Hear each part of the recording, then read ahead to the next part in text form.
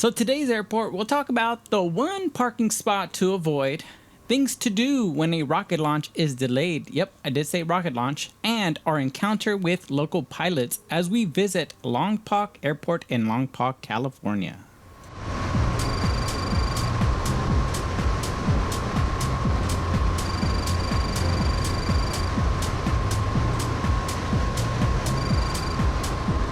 So what does California, Florida, and Texas have in common? Well, it's our connection to space exploration.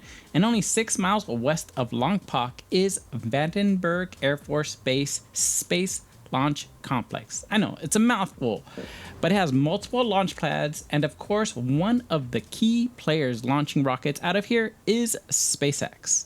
We've never seen an actual launch relatively up close. And the first time we saw a launch from here was 150 miles away at home. It was by accident during our night walk. We then learned that the closest airport to view these launches is this airport. Lompoc Airport is untowered with one runway, 0725 at 4,600 feet with a restricted airspace only 2 miles west.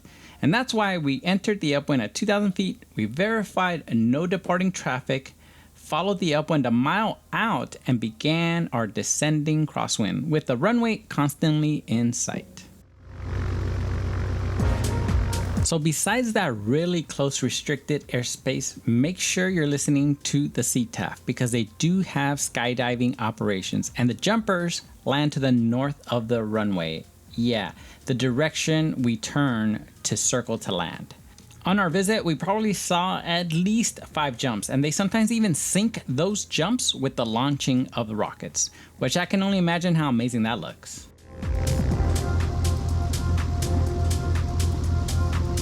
As far as the weather, the close proximity to the ocean means that there is a high chance of a marine layer.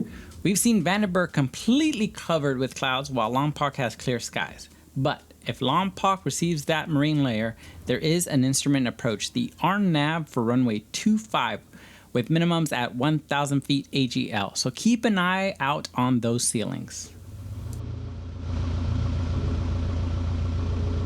Weather can cause launches to be delayed or even completely scrubbed. We were lucky it was only delayed 3 hours for us for the clouds to clear out a little bit more, which gave us time to eat and explore the airport. Within a 10-minute walk, there are many fast food restaurants to the south, which was fortunate for us since there are no crew cars on the field. But if you don't like the food options here, you can take a 10 to 15-minute flight over to Santa Ynez or Santa Maria. Get yourself a crew car and have many more options. But if you call this airport home and recommend things to do here, please let us know in the comments. We'd love to know what to explore next time. So with the SpaceX launch delay, it gave us some time to explore the airport. And we did walk the hangars, which I love doing at every airport, but I'm always a little self-conscious that we're just a couple of strangers just walking an airport and we aren't hangar there. But on our walk, we saw this open hangar and a really nice gentleman named Ed was sitting there with his wife in their hangar waiting for the SpaceX launch. And what a small world. We found out his son Brad trained at Corona, our home airport, years ago before he got tired of the traffic, specifically the 91 freeway. We exchanged a couple of crazy Corona sky stories until their family and friends arrived, so we excused ourselves, but I remember thinking that if they are any indication of the type of people here, any pilot will feel at home in no time when visiting. Our first stop was the fuel island, and while fueling, we asked a couple of guys where exactly transient parking was, and they said pretty much all the spaces east of the fuel island, so there's definitely plenty of parking and all with tie-down chains.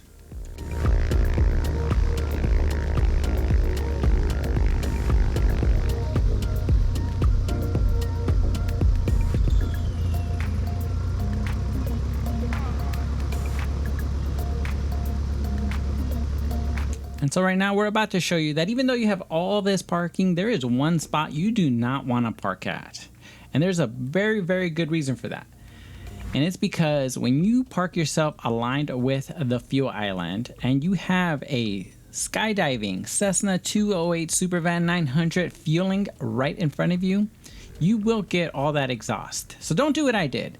It is not their fault. It was my fault for not looking and thinking about that when I first parked there. So when you go there, park anywhere else besides the spot you're about to see me parking in now.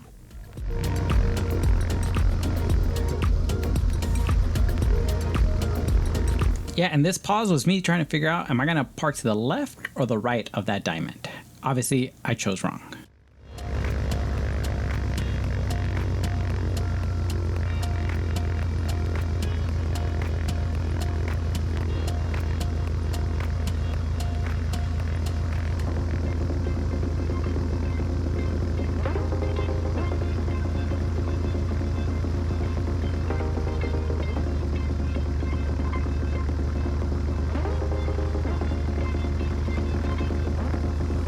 So to sum it up, this is probably one of the best airports, if not the best, to view rocket launches. Don't forget about that restricted airspace though on the departure end of 25. It's nice that they have food options walking distance just in case there's a delay. Don't forget that there are frequent skydiving operations. And in case you are wondering, yes, we did eventually get to watch our first launch, which still looks like science fiction to me. We were hoping it was one that returned back, but that was not the case, so it looks like we have another reason to return.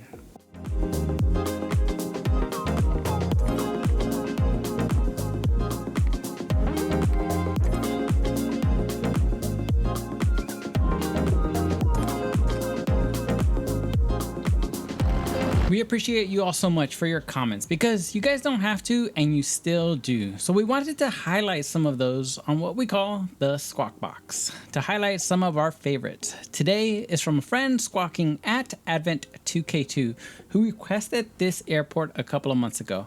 Thanks Advent for giving us a reason to visit this airport, besides the rockets of course.